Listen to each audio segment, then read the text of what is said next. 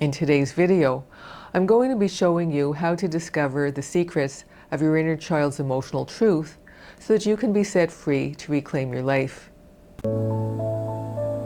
So what exactly is your emotional truth? Your emotional truth is the way you truly feel in your heart about what happened to you as a child. If, as a child, you were loved, valued, and nurtured by your mom and dad, your emotional truth will be love-based, filled with love for both yourself and others. On the other hand, if you were humiliated, rejected, or violated in any way, your emotional truth will be hurt-based and include feelings of hurt, shame, guilt, and rage at the wrongful way you were treated. The issue becomes what to do with your wounded emotional truth from childhood. Can you simply forget about it and hope it disappears as you grow into adulthood? Good question. As a clinical psychotherapist with over 30 years of experience helping people heal, my answer is, although positive life experiences and loving relationships do help reduce the emotional pain, your inner child's wounded emotions are deeply imprinted in your unconscious mind. This means that when your emotional truth is left unhealed, it will tend to resurface in unhappy ways when you least expect it. Let me tell you how this played out for Sarah. Sarah was a 34-year-old woman who seemed to have it all: an attractive appearance, career success, and the financial resources to enjoy the finer things in life. Unfortunately for Sarah, her buried emotional truth related to her lack of success in her romantic life. Sarah had no trouble attracting desirable men, but she found over time that the relationships always fizzled out despite their great start. It turned out for Sarah that the reason for the dead-end outcomes was her need to hide her emotional truth. Because she had been emotionally neglected by her mom, with a dad who was absent a lot of the time, Sarah was left to fend for herself. Her mom's best advice to her was, put on a happy face and don't let anyone know how you're feeling. This resulted in Sarah believing the lie that hiding her emotional truth was the best way to keep her relationships going. And so she learned to always be upbeat, but over time there was no emotional intimacy, and so the men Sarah became involved with lost interest in her. For Sarah to break this unhappy pattern, she needed to heal the secrets of her inner child shame and the lie that she had something to hide, and that she was not good enough to be loved. So, what about you? Do you have the tendency to hide your emotional truth both to yourself and to the people you're close to? And if so, why do you do this? There are likely two reasons for hiding your emotional truth. Reason one is the need to appear problem-free in public. The society we live in 2024, going to 2025, is very appearance-oriented. Life today is more about how you look as opposed to how you feel. There is an overemphasis on creating a perfect body, wearing the right fashions, and doing fun things, with an avoidance of dealing with the wounded emotions beneath your emotional pain. In our society, admitting to problems is a sign of weakness, and so naturally you'll want to appear problem-free by not sharing your emotional truth. But the fact is, we human beings from the beginning of time are emotional creatures, and every one of us has emotional challenges, whether or not it is deemed socially acceptable to admit to them. And now for reason two. And the reason is the desire to avoid remembering your feelings of shame. As a child, your mom and/or dad may have treated you in unloving and even in humiliating or abusive ways. This unloving treatment will have caused you to feel unworthy of love, not good enough to be loved, and believing the lie that there's something wrong with you for not having been loved. And so you might think, why dig up the past when your living circumstances have changed? Why remember the humiliation, the degradation, the lack of love, when it no longer is happening? The reason is, discovering and owning your inner child's emotional truth is essential to take charge of your life and create healing that lasts. The fact is, you cannot take charge of a problem and heal it if you don't recognize that you have that problem. This might sound strange, so I'm going to repeat this again. You cannot take charge of a problem and heal it if you don't recognize that you have that problem. As an example, recall Sarah's story and how she kept recreating dead-end romantic relationships, all because she didn't realize that her need to hide her childhood shame was preventing true intimacy from happening.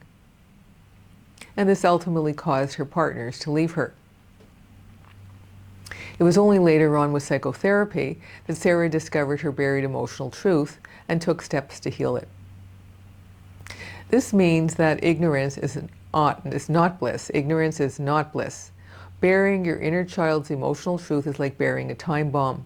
You might get relief in the short term by blocking it out of your awareness, but at some point it will come back to haunt you in the form of unhappy life problems. So, now let's explore what's going on in your life. I'm going to ask you a series of questions to help you figure out the secrets of your inner child's emotional truth. Now, before we go on, I do want to advise that for those of you who are still suffering from acute trauma from the abuse that happened to you in your childhood, I'm recommending that you consult with a mental health practitioner or medical doctor before you consider asking yourself these questions or working through any additional processes. And now for the questions. Question 1. Did you get a message in your family not to talk about your feelings? Were you told that you were being selfish to talk about your feelings, or that no one wanted to know your opinion? What were you told? Question 2. Did you feel you'd be worse off if you expressed your feelings? Were you rejected, degraded, insulted, humiliated, or ignored if you expressed your opinion? What would happen to you if you expressed your truth? And question 3. Do you struggle with shame?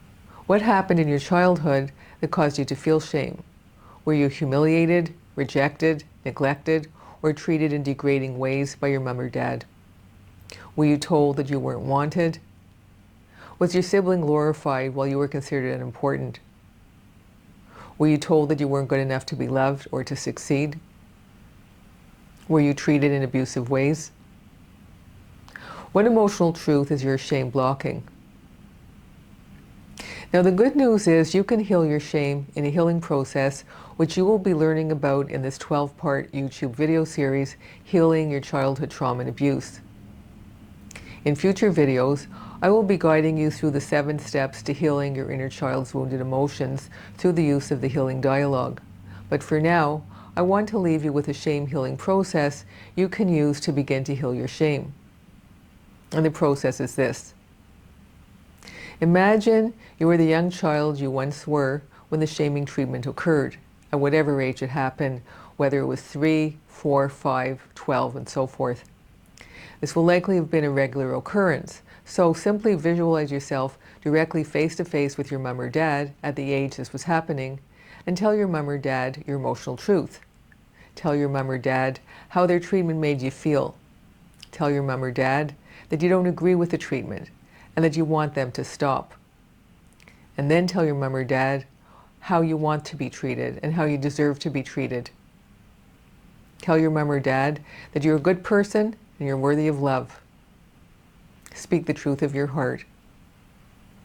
Now remember, you are simply imagining speaking your truth through your visualization. This means that you are not doing this in real life, so you're perfectly safe expressing your feelings. When you fully express your feelings, you can now visualize yourself as the adult you now are, picking up your little child self and hugging and comforting him or her. If you were a teen at the time, visualize yourself going over and hugging and comforting yourself at that age. You may also want to do some journaling after you complete this process to release some of your pent-up shame. For those of you who aren't ready to visualize talking to your mom or dad as the child you once were, you can write your truth in a letter to your mom or dad and then express your feelings fully. Now, to be clear, I'm not advising you to speak directly to your mom or dad in the present day, nor am I advising you to send your letter. Rather, I'm advising you to either visualize or write out your emotional truth in order for you to begin to recognize that you do have buried feelings that you need to heal. Remember, the purpose of the shame healing process is to begin to take back your power by expressing your feelings, and for your wounded inner child to start knowing that he or she is worthy of being loved and valued. Your goal for right now is to start acknowledging your emotional truth so that you can begin to process it and heal it. Now, this concludes today's video. In the next video 3 of this 12-part series, you'll be learning about the secrets of your life patterns and emotional triggers. In this next video, you'll gain some powerful insights concerning your romantic relationships and what is going on in them, which may be causing challenges for you. As well, you'll discover why certain people and situations trigger you and what you can do about that. Please hit the subscribe and like button to be notified of the release date of this next video. And to maximize the benefits of what you'll be learning in this 12-part series, I encourage you to watch all the videos on the playlist so that you can build on your ability to heal your inner child's trauma and abuse. If you would like a digital copy of the shame healing process, please email me at andrea@emotionalrescue.com and I will send you a copy. As well, I welcome your sharing your experience with the shame healing process in the comments below. I look forward to seeing you next time. Bye for now.